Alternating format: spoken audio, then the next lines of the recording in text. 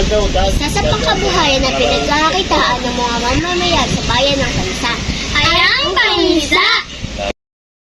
Samahan niyo kami kausapin si Kuya Ace, isang mangingisda. Anong ginagawa ninyo?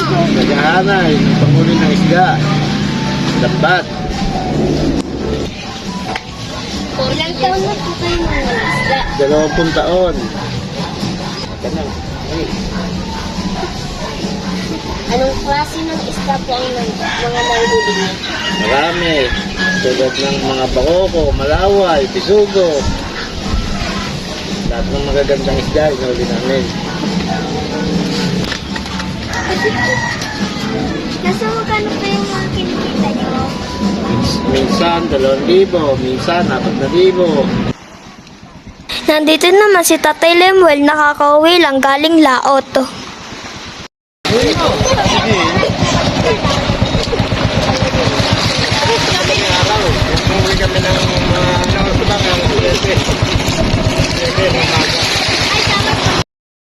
Isa rin sa ikinabubuhay ng mga Tanzania ay ang pagtatanim sa bukid. Nandito tayo ngayon sa bukid sa Barangay Punta. Meron po ditong mga tanim na pechay. Meron din ditong tanim na mais. Meron din pong tanim na sili.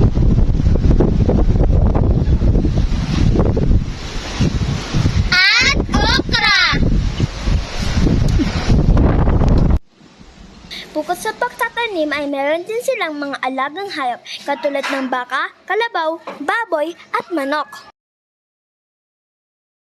Atin naman kausapin si Tatay Unya, isang magsasaka rin.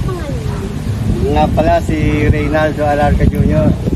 Gaano po kalaki kataliman nyo? 4 na hektaryang palayan, marami. 4 na hektarya. Ilang taon na po kayong nagsasaka rito?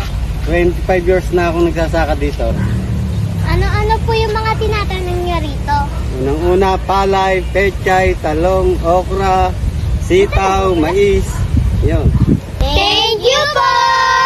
Hello guys! Dito po kami sa Barangay Iwan, kung saan pinarayo ang sikat na pansit itlog. Halina't tikman natin!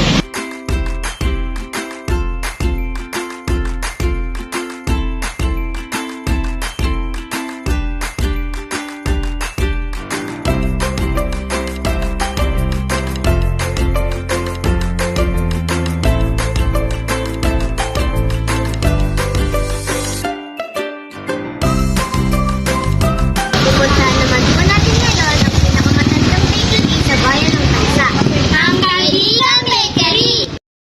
Halina, pasok tayo!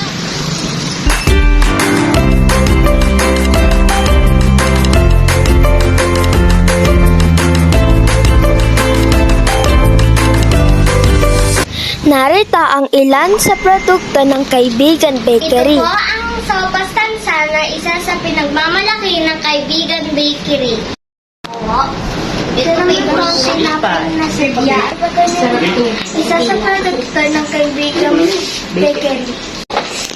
Ito naman po ang lengua de gato. Isa rin po sa produkto ng Kaibigan Bakery. Ito naman din po ang sampalok crepe. Isa din sa produkto ng Kaibigan Bakery. Ang Kaibigan Bakery ay pinakamatandang bakery sa bayan ng Tanza. Ito ay itinayo noong pang 1920 at matatagpuan sa Barangay Biwas, Tanza, Cavite. At narito naman ang iba't ibang establishmento at pasyalan sa bayan ng Tanza. Sagana ang ating bayan sa mga puno na nagbibigay ng sariwang hangin sa atin.